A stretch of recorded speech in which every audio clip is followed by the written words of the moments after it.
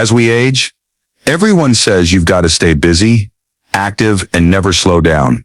They say resting is lazy, a failure. But what if I told you that happiness in old age comes from doing less, not more? I'm Evelyn Harper, 68, from Boise, Idaho, a retired elementary school teacher of 40 years. In this video, I'll reveal 8 things you should be lazy about to make life lighter. Yes, caring less about some stuff can actually make you happier. These things used to wear me out, steal my peace, but I've learned to let go. It wasn't overnight. It's my real experience here in Boise. Before diving into the story, comment where you're watching from, and don't forget to subscribe so you won't miss the latest stories. My life used to be a non-stop whirlwind. For 40 years teaching elementary school, I was always racing against time. Lesson plans, grading, parent meetings, then home to care for my husband and 2 kids. I thought that was the right way to live.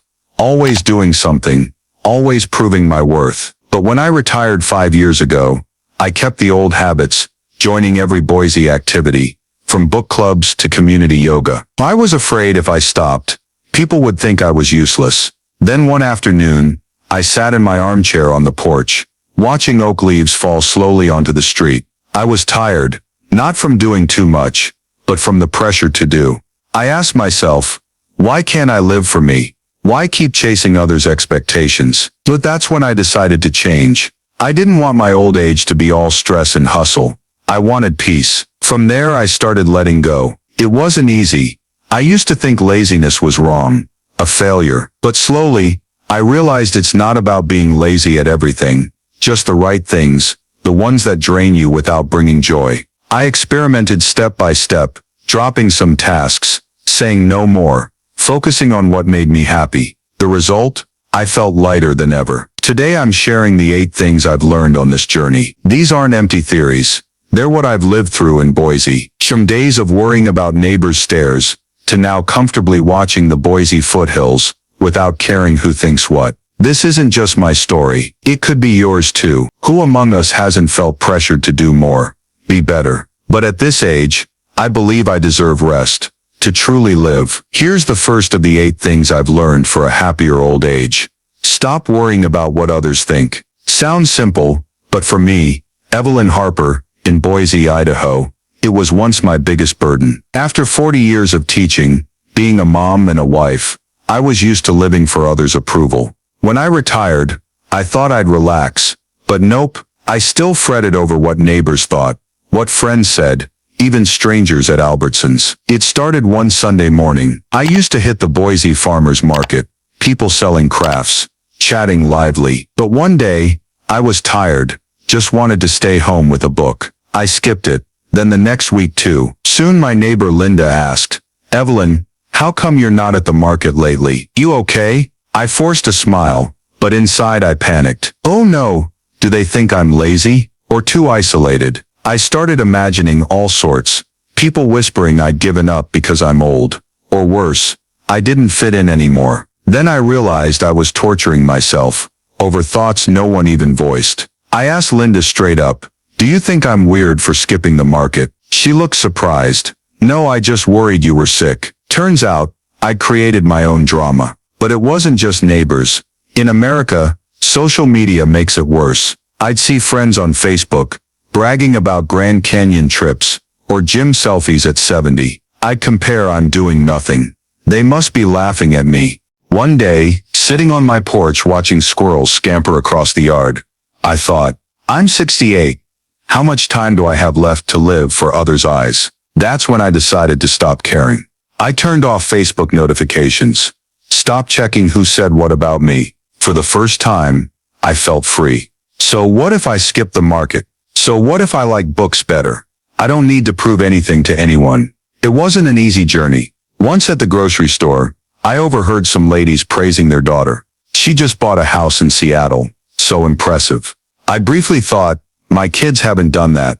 I must have failed. But I told myself, that's their story, not mine. Slowly I felt relieved. Gossip, real or imagined, lost its power over me. In Boise, I started living true to myself. I wore an old sweater to stroll Julia Davis Park, instead of stressing about dressing up for compliments.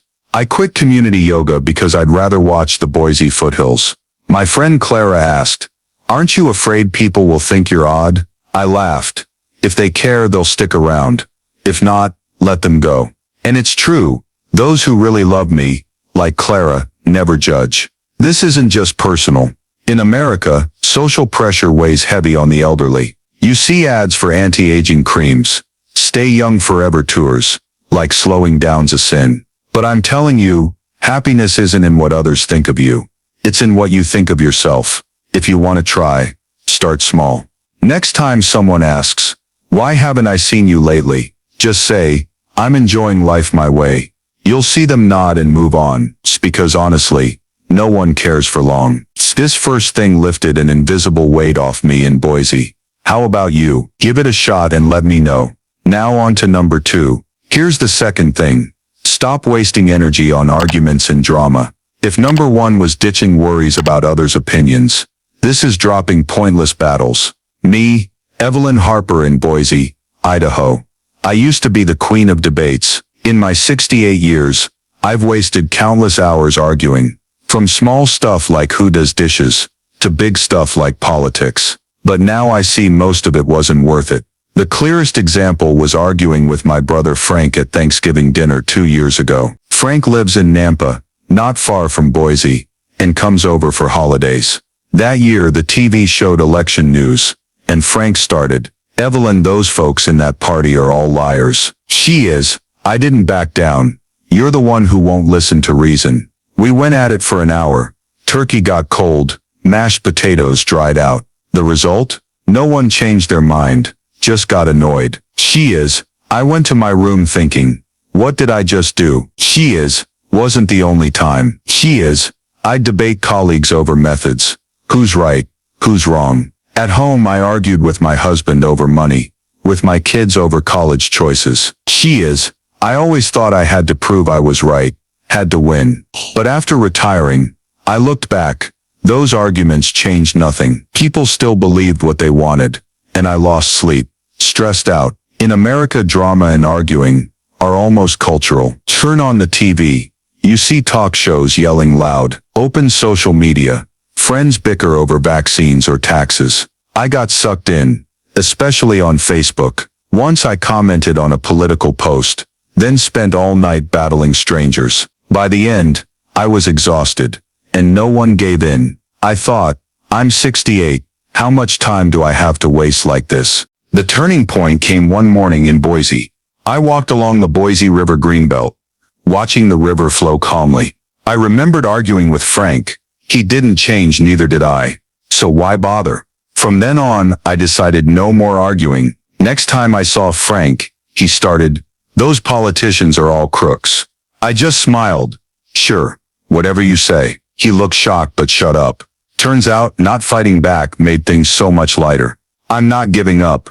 I still have opinions, but I don't need to shout to defend them. With Boise friends, same deal. Clara, my bestie, once griped about her son. I almost jumped in to analyze, but stopped, said, "You're probably right." She kept talking, figured it out herself. I realized people don't need me to win. They just need me to listen. Dropping drama lets me live truer. Once at the store, 2 ladies near me argued over rising beef prices. I almost chimed in, but grabbed my veggies and left. I don't need to be a hero in petty stuff anymore. At this age, I want my energy for me, for morning mountain views, a good book, a hot tea. How do you stop arguing? For me, the trick's walking away. When someone starts drama, Frank or a stranger, I smile, say okay, I get you, and do my thing. Funny thing is, they usually stop when you don't bite. In Boise, I've even tried total silence. Once, neighbor Linda griped about the city council. I just nodded. She finished, then dropped it. Silence turned out stronger than I thought. This second thing changed me. No more exhaustion from arguing. No stress from drama. Next time someone drags you into a debate, try, "I hear you, but I'm not fighting." You'll see peace beats winning. Ready for number 3? Let's keep going. Here's the third thing. Stop trying to fix everyone's problems. If number 1 was letting go of others' opinions, number 2 was dodging arguments. This is the next step in my letting go journey. as Evelyn Harper in Boise, Idaho. At 68, I used to think I had to solve everything, from students' troubles to my kids and friends, but now I see I can't, and I don't have to. The clearest case is my granddaughter Lily. She's 25, lives in Portland, works a part-time job she hates.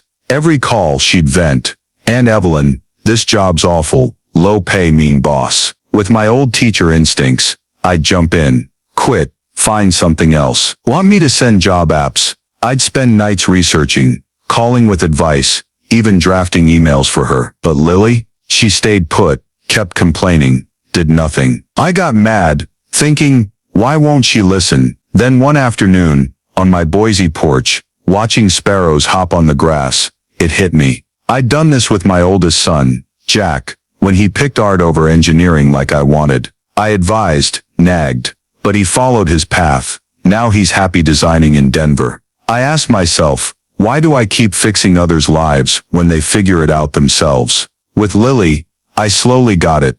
I'm not the one suffering in that job. She has to decide. In America, we've got this self-reliance thing. Everyone's supposed to handle their own. But I'd forgotten that. I thought helping was my duty. Same with my best friend Clara. She'd vent about her son, game addicted, jobless. I'd spend hours analyzing, cut the internet, kick him out. She'd nod, do nothing. I'd fume, then realize, it's not my life. Clara's got to sort it. I can't live it for her. The shift came walking in Julia Davis Park. I saw a young mom scold her kid for spilling ice cream. I almost stepped in. Don't yell, let him learn. But I stopped. I don't know them. Why meddle? From then I decided, I'll listen, not fix. Next call with Lily. I said, I get it, that job's rough. What do you think? She ranted, then said, maybe I should look elsewhere. I was shocked. She just needed an ear, not a hero. Letting this go wasn't easy. I felt guilty not helping, but now I know I'm not a superhero. And people don't expect me to be, in Boise. I started applying it when neighbor Linda griped about her husband. I didn't advise, just nodded. Yeah, that's tough. She finished, solved it herself. I felt lighter. No pressure to save the world. This third thing lets me live for me, not others' issues. At 68, I want my time for Boise foothills views, not fixing lives. Hugh, next time someone complains, try just listening, not rescuing. You'll feel more peace. Ready for number 4? Let's go. Now the fourth thing, stop chasing perfection and regret. After ditching others' opinions, arguments, and fixing folks, Evelyn Harper in Boise, Idaho, saw another big burden, the pressure to be perfect and regret over the past. At 68, I've learned perfection's a myth, and regret just adds misery. I was a perfectionist. Teaching, I wanted every lesson perfect, detailed plans, obedient kids, happy parents. At home, I aimed to be the ideal mom, great meals, spotless house, successful kids, but reality, I never hit it all. Once, I forgot materials for a Boise elementary parent meeting, rushed home during a break. I beat myself up for a week. How could I be so dumb? With Jack, I pushed him to A school for a top college, but he chose art. I thought I'd failed, stewed over it. My biggest regret was the master's degree I never got. Young, I planned to study more, but marriage, kids, and work took over. Whenever someone in Boise bragged about degrees, I'd think, if only I'd tried harder. I'd spend hours with old photos, wondering, would life be better if I'd done differently? Regret shadowed me through the years. In America, perfection's pressure is everywhere. Ads scream, stay young forever, succeed at any age. I chased it, retired. I still kept my house showroom ready, joined every community event to prove I wasn't done. Then I got sick, just a cold but bedridden, unable to do anything. Seeing the messy house, I panicked. People will think I'm lazy. Then laughed. Who cares? That's when I saw perfection doesn't bring joy. It exhausts me. The shift came sitting in my Boise garden, eyeing my tulips. They weren't uniform. Some wilted, but still lovely. I thought, my life's like that, not perfect, but worth living. Jack didn't hit Harvard, but he's happy in Denver. The masters, I didn't need it to teach well or live well. Regret kept me in the past when I needed to live now, so I let go.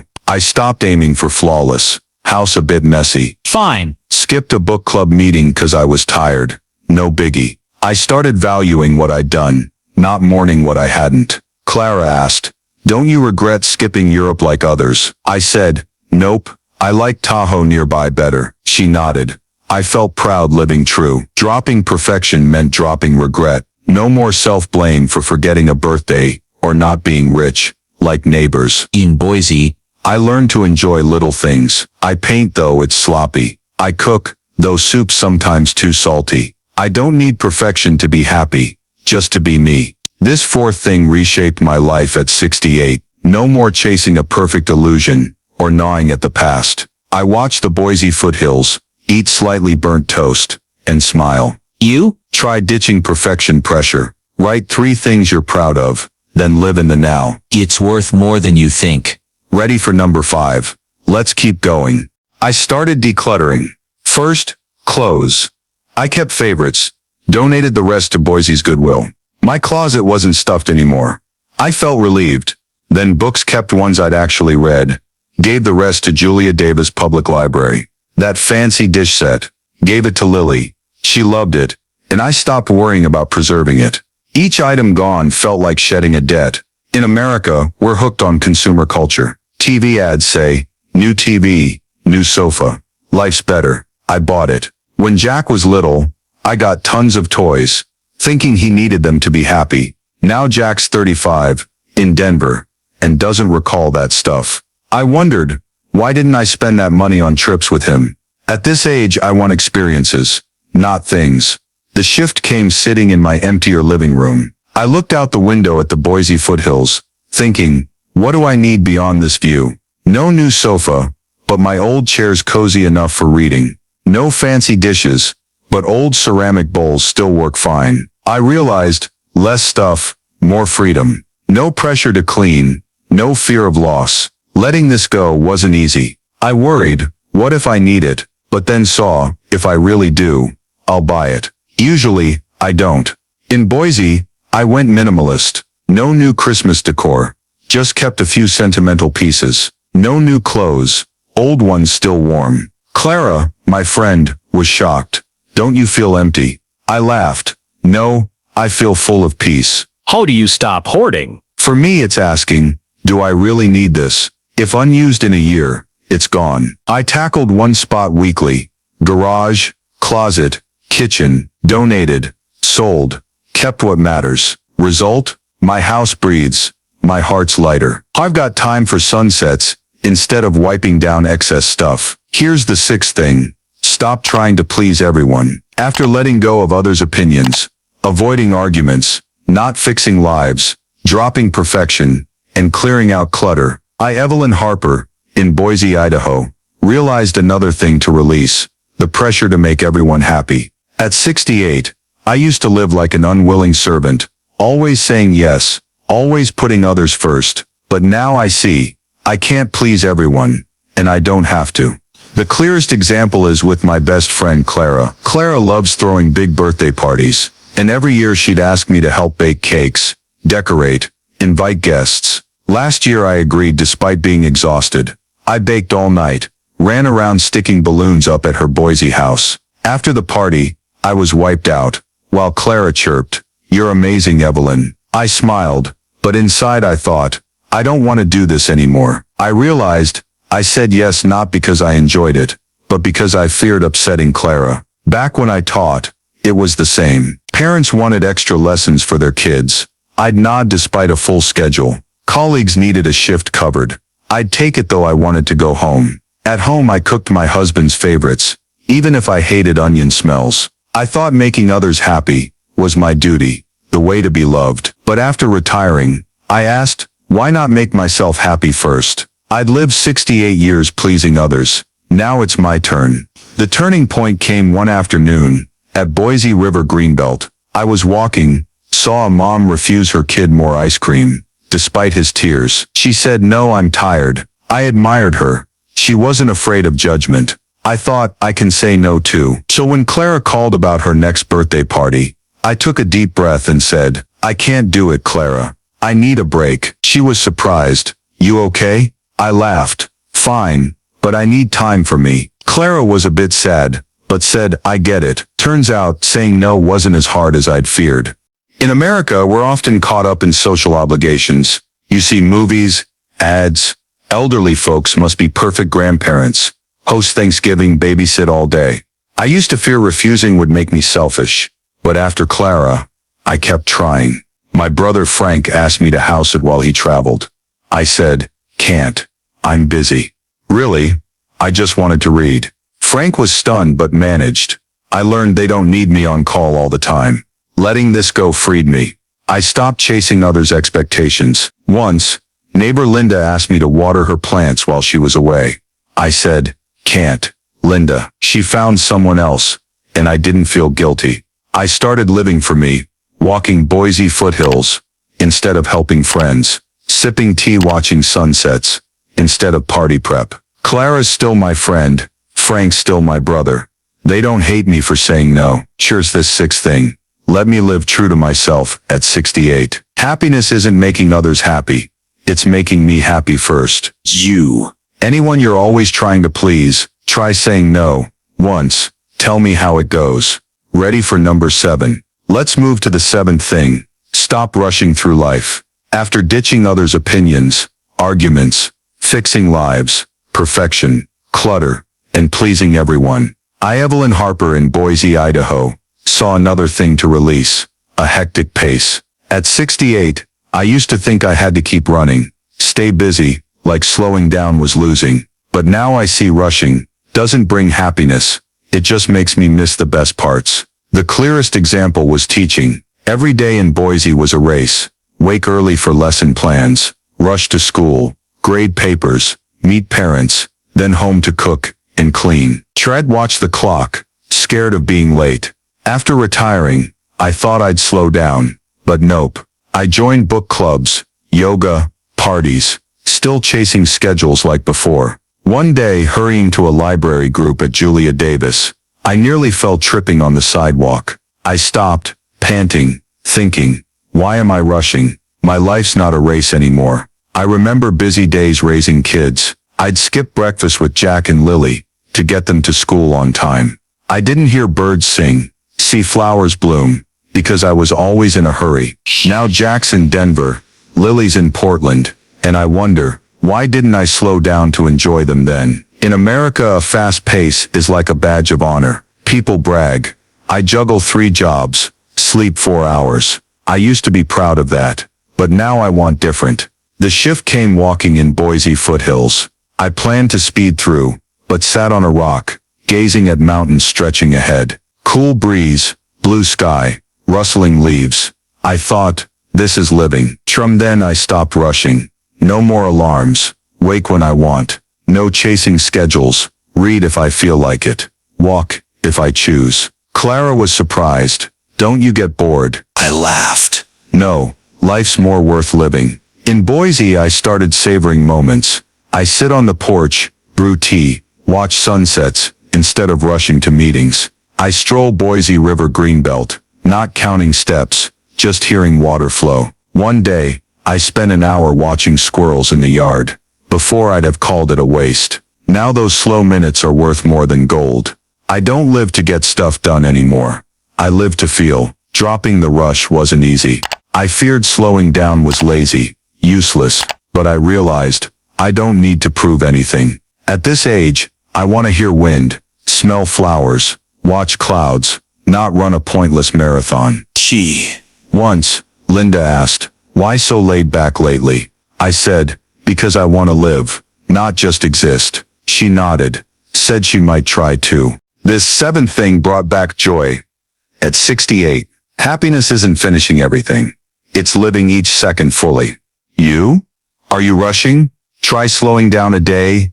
Sit, breathe deep, look around, tell me how it feels. Ready for number 8? Let's keep going.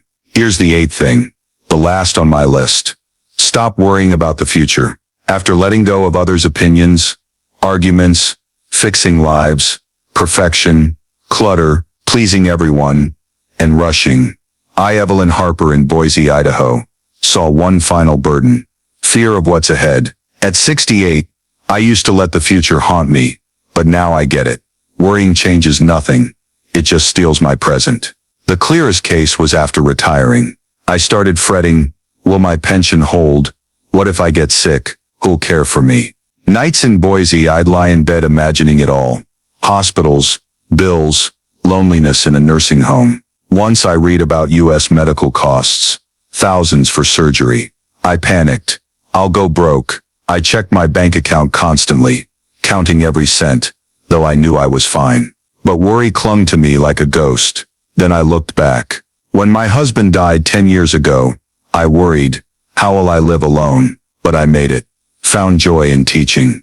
My kids, Boise. When Jack and Lily left home, I feared they'd flounder in Denver and Portland, but they're thriving. I thought, why worry about what hasn't happened, when I've always found a way? At this age I've faced loss, failure, and I'm still here. The shift came at Lake Tahoe, a short trip from Boise a year ago.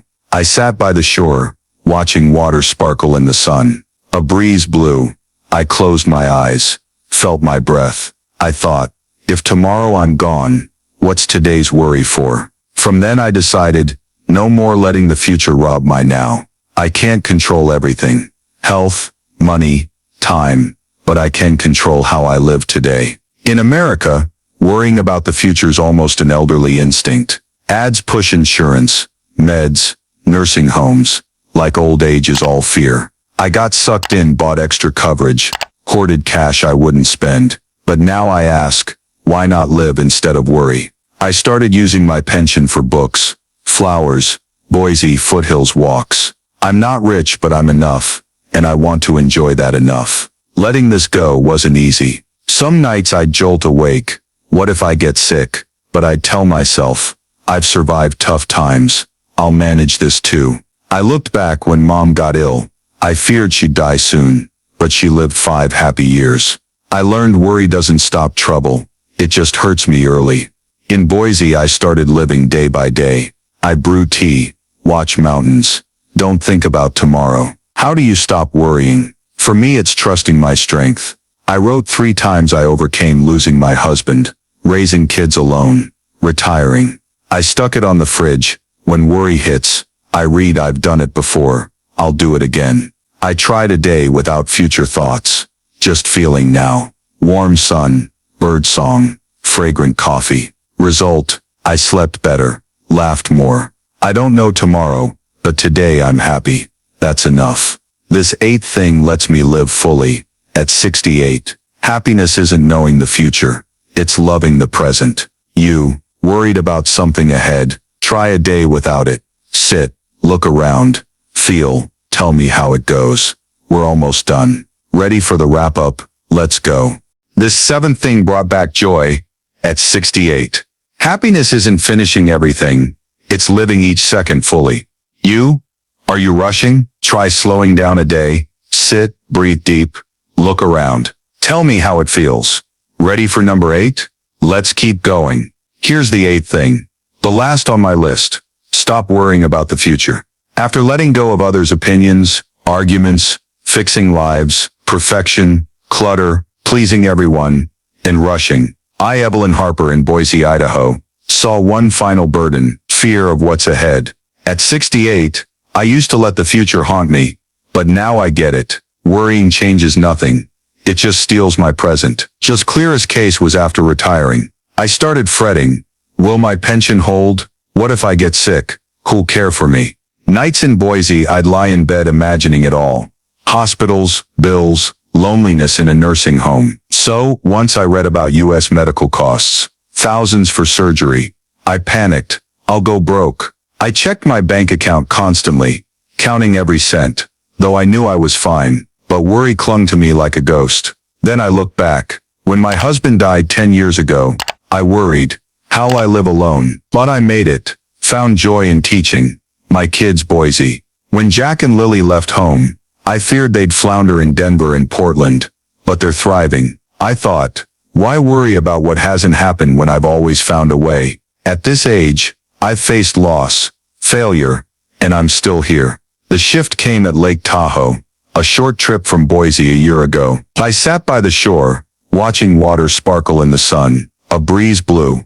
I closed my eyes, felt my breath. I thought, if tomorrow I'm gone, what's today's worry for? From then, I decided, no more letting the future rob my now. I can't control everything, health, money, time, but I can control how I live today. In America, worrying about the future's almost an elderly instinct. Ads push insurance, meds, nursing homes, like old age is all fear. I got sucked in, bought extra coverage, hoarded cash I wouldn't spend. But now I ask, why not live instead of worry? I started using my pension for books, flowers, Boise foothills walks. I'm not rich, but I'm enough, and I want to enjoy that enough. Letting this go wasn't easy. Some nights, I'd jolt awake. What if I get sick? But I'd tell myself, I've survived tough times.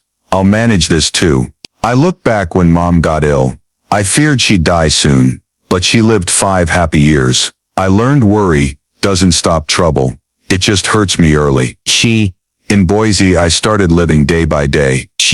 I brew tea, watch mountains, don't think about tomorrow. How do you stop worrying? For me, it's trusting my strength. I wrote 3 times I overcame losing my husband, raising kids alone, retiring. I stuck it on the fridge. When worry hits, I read, I've done it before. I'll do it again. I tried a day without future thoughts. Just feeling now. Warm sun, birdsong, fragrant coffee. Result? I slept better, laughed more. I don't know tomorrow, but today I'm happy. That's enough. This 8 thing lets me live fully. At 68, happiness isn't knowing the future. It's loving the present. Worried about something ahead. Try a day without it. Sit, look around, feel. Tell me how it goes. We're almost done. Ready for the wrap up? Let's go. We've walked through all 8 things. Letting go of others' opinions, arguments, fixing lives, perfection, clutter, pleasing everyone, rushing, and future worries. I, Evelyn Harper in Boise, Idaho, want to sit with you now, like by Lake Tahoe, or my porch, to share how I live post-journey, and invite you to try too. At 68, I've never been happier. Picture this, a Boise morning. I wake without an alarm, brew tea, sit on the porch watching squirrels scamper. I don't care what neighbors think of my old sweater. Don't argue over trifles. Don't fix Clara's or Lily's problems. My house is tidier, no clutter, just favorite books, a cozy chair, a sunflower pot I planted. I don't chase schedules, please anyone, or let the future haunt me. I live for today, and today's beautiful. That Tahoe trip a year ago started it. Now I go often, not far from Boise, a few hours drive. I sit lakeside, paint watercolors, a hobby I picked up after 40 years. I'm no good, but I don't need to be. Messy strokes on paper make me smile. Lake breezes make me feel alive. I don't fret about tomorrow's rain, or if my pension's enough. I just need sparkling water, sun on my shoulders, another day to breathe. Looking back, these 8 things transformed me. Before I was a busy, stressed Evelyn, chasing expectations of society, family, myself. I feared slowing down was failure. Saying no was selfish. Dropping stuff was loss. Now I see letting go isn't losing. It's gaining. I gain freedom, peace, my true self. In Boise, I walk Boise foothills each afternoon. No phone, no rush. I brew coffee, watch sunsets, grateful I'm not chasing anything. My old age happiness isn't achievements or stuff. It's the space I made, space to breathe, laugh, enjoy. I don't need a big house, more degrees, anyone's praise. I need green Boise foothills, birds in the yard, time for me. Clara once asked, don't you miss anything? I said no, I feel enough, and I do enough, to live each day fully. In America we think old age means worry, health, money, loneliness, but I'm telling you it doesn't have to. I'm not rich, not as spry as 30 years ago, but I'm happier than ever. I dropped what's not worth it, others' eyes, pointless fights, fixing pressure, fake perfection, excess stuff, social duties, frantic pace, future fears. I chose now, and now's the best gift I gave myself. Your turn. You don't need to wait till 68 like me to start. These 8 things aren't theory. They're my daily Boise life. Try today. Start small. Skip worrying over a comment. Dodge an argument. Say no to something you don't want. Or sit 15 minutes watching the sky without rushing. Pick one clutter item. Toss it. Feel the relief. Breathe deep. Forget the future for a day. Live this moment. I promise, when you let go, life gets lighter. You don't need to do more. Keep more. Just pick what matters. Drop what weighs you down. Which feels easiest to try? Number 1. Others' thoughts. Or 7. Slowing down. Try one today. Comment and tell me. I'll read every one. I want to know how you feel. Evelyn Harper's story in Boise, Idaho, mirrors pressures many Americans, especially seniors, face in today's society. With her 8 releases, from fretting over others' views, arguing politics with Frank at Thanksgiving, to ditching garage clutter, Evelyn highlights a truth. Culture often glorifies busyness, material success, social approval. Take social media like Facebook, where she compared herself to friends' Grand Canyon trips, a familiar trap for Americans caught in keeping up, or refusing Clara's birthday party help, reflecting the common fear of seeming selfish in a society big on family and community duty. Evelyn's lesson isn't just slowing down, it's choosing what's worth caring about. In today's America, with rising healthcare costs sparking her bankruptcy fears, or fast-paced cities clashing with calm Boise foothills, you can follow her. List 3 times you overcame, like her fridge note, to trust you'll manage future unknowns. Instead of Black Friday hoarding, declutter like her Goodwill donations, making room for experiences like sunset views. Say no like she did to Linda. Stroll a park instead of shouldering duties. Modern U.S., life's full of pressure, but like Evelyn painting messy watercolors at Tahoe and smiling, you don't need perfection. Just live true and enjoy today. If you want to live lighter like me in Boise, hit subscribe and the bell. Thanks for joining. See you next video to keep letting go and enjoying.